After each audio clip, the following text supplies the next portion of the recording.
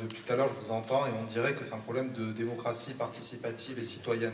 Est-ce que ce débat-là, décaler ce débat sur les questions de démocratie citoyenne, est-ce que finalement, c'est pas se défaire des responsabilités de ce que la gauche n'arrive pas à faire tout le reste de l'année hors échéance municipale, c'est-à-dire réussir à parler aux gens et les convaincre? Je suis désolé pour les 70 familles et tous les militants qui bataillent, qui sont à la rue avec des gamins à la rue. Je pense pas qu'il faut une grande consultation pour qu'on soit tous d'accord pour dire on saisit des baraques et puis on les fout dedans, quoi. Je veux dire, je connais pas grand monde qui en tout cas pourrait voter pour la gauche qui dirait on m'a pas consulté pour les loger, quoi.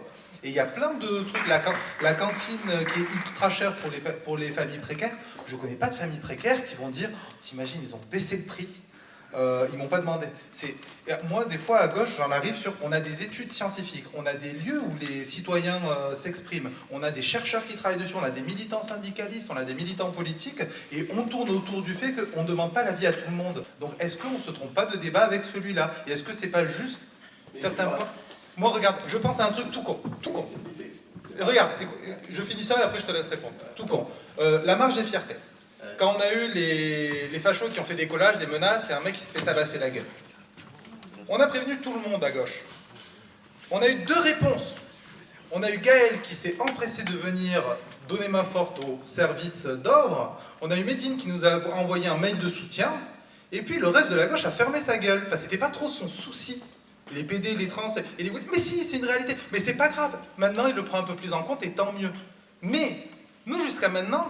Allez dire, moi, allez voir mes camarades trans, lesbiennes et gays, allez leur dire, il va falloir qu'on s'allie avec les partis et les syndicats, et il va falloir qu'on s'implique dans la vie politique. Ils me regardent, ils me disent, mais attends, on les emmerde, toute l'année, ils nous chient à la gueule. Et je parle de ce champ-là, il y avait le monsieur tout à l'heure qui parlait des quartiers.